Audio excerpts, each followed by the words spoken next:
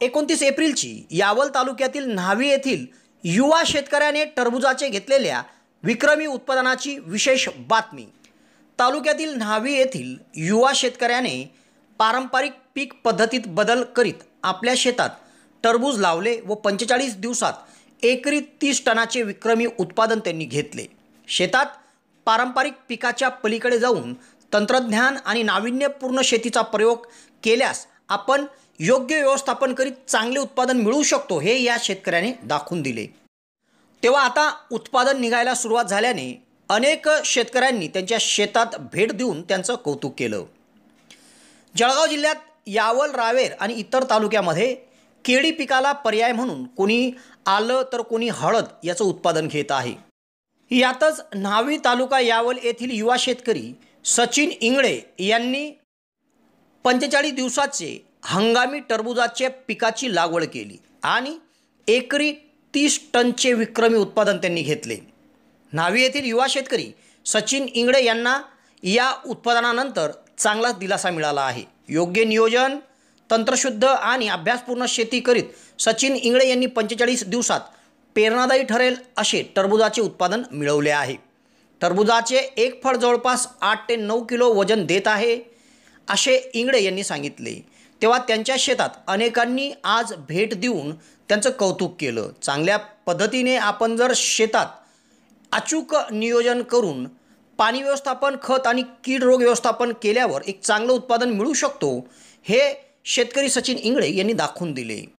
टरबूज शेतीसाठी त्यांना कलश सीड्स प्रायव्हेट लिमिटेड जालनाचे किरण निकम, अधिकारी राहुल पवार, संजय भोई, ज्येष्ठ प्रगतशील शेतकरी व केळी उत्पादक टेनू डोंगर बोरोले, लक्ष्मण ओंकार चौधरी, चंद्रशेखर पाटील, तुषार वाघुळदे या सर्वांचं मार्गदर्शन लाभलं।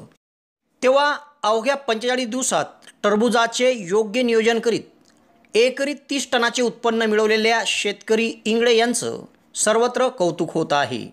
हा जो पूर्ण पट्टा आहे रावेर तालुका, यावल तालुक्याचा जो पूर्ण पट्टा आहे हा केळी आणि इतर गोष्टींसाठी प्रसिद्ध आहे। त्यामध्ये तुम्ही शेतीमध्ये हा टरबूजाचा एक नवीन प्रयोग तुम्ही सुरू केला, तो का म्हणून सुरू केलेला आहे त्याबद्दल तुम्ही सांगाल का? कारण कसं झालं आहे, 3-4 वर्षापासून केळीला अनियमित भाव न मिळाल्यामुळे आणि वातावरणाचा काही प्रादुर्भाव थोडासा केळी पिकली जाते आहे, केळीचं खूप नुकसान होत आहे। त्याच्यामुळे हा असं केला आहे किंवा मागच्या वर्षी मी एक प्रायोगिक तत्वावर एक टरबूजाची लागवड केली होती 4 एकर आणि ते मी त्याच्यामध्ये सक्सेस झालो आणि या वर्षी पण सुद्धा लावलो।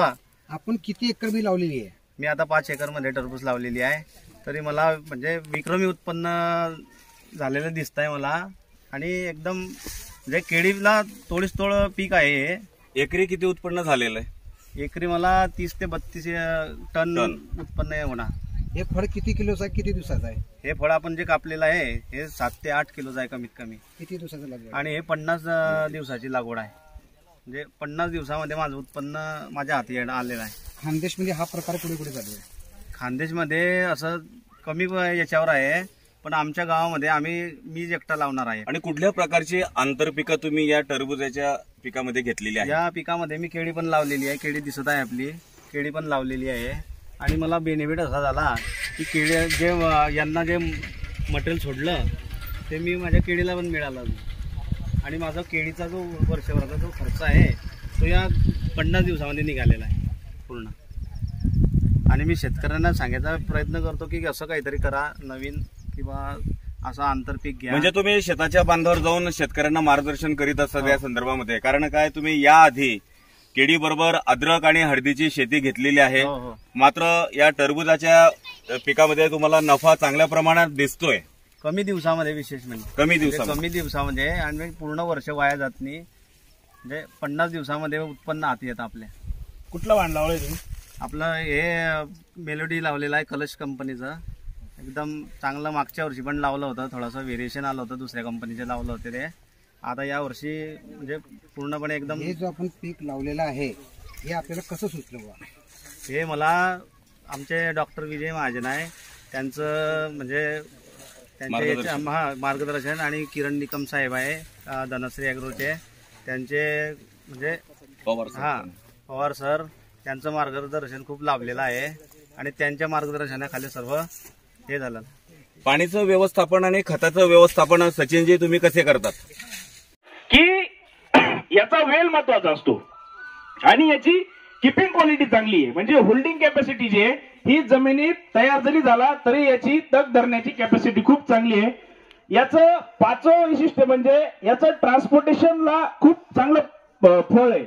म्हणजे याची जी किपिंग क्वालिटी म्हणतो आपण टणकपणा तो खूप चांगला आहे. जर हा लांब ट्रान्सपोर्टेशनला जर टाकला, व्यापाऱ्यांमध्ये पण फरक असतो. कोणी लोकलला ट्रान्सपोर्टेशन करतो, कोणी दिल्ली ट्रान्सपोर्टेशन करतो, कोणी डायरेक्ट युके वगैरे ट्रान्सपोर्टेशन करतो. असे भरपूर पद्धतीचे व्यापारी येत असतात आणि त्या पद्धतीने शेतकऱ्यांना रेट भेटत असतो. मेलोडीचा जर रेशो आहे, जर बघायला गेलं तर मेलोडी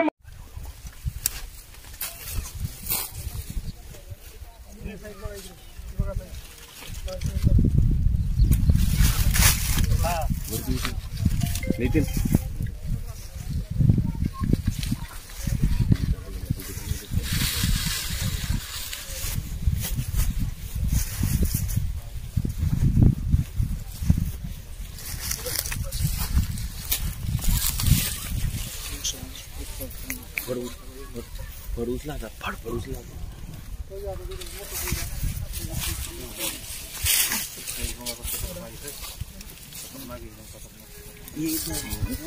संजू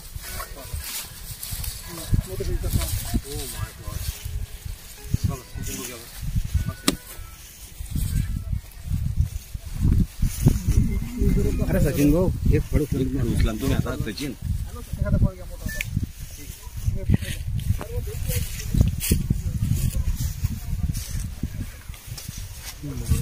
फोडून बघायचं का?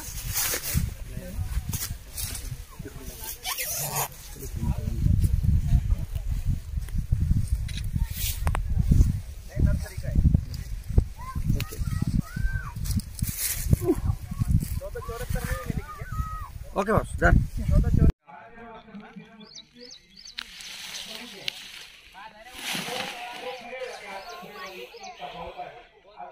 साधारणतः सगळ्यात जास्त किती किलोचं फळ आहे? हे समजे का असेल तरी बी 7 किलोचा. 7 किलोचा. आणि किती किलोपर्यंत सगळ्यात मोठं फळ आलं आता सध्या शेतामध्ये?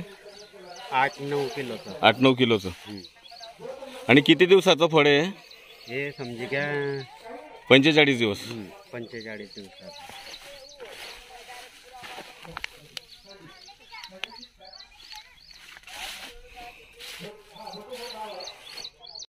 काय नाही म्हणून तुम्ही वापरावे.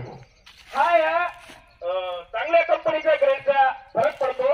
म्हणून जर चांगल्या ठिकाणी या नियोजन जर राहिलं, चांगल्या कंपनीच्या जर या ठिकाणी वॉटर सोल्युबल ग्रेड जर वापरल्या तर आपल्याला अधिक उत्पन्न पण चांगलं मिळतं. आता सचिन भाऊंनी सगळं माझ्या माहितीनुसार धनश्री क्रॉप सोल्युशनच वापरलेलं आहे. म्हणून त्यांचा प्लॉट जो आहे, त्यांची साईज जी आहे, त्यांची सेटिंग, साईज, रोग सगळा जर प्लॉट आज बघितला तर हा एकदम एक्सलंट आहे. शेतकरी बंधूंनो, आज याच बरोबर आपण एक प्रोडक्ट आणखी बोलू शकतो. हे किती किलोचं फळ असेल इंगड्यात आता? 7.5 किलो 8 किलो नाही इथलं नाही येणार भाऊ. आणि पूर्ण गोड आहे ते फळ.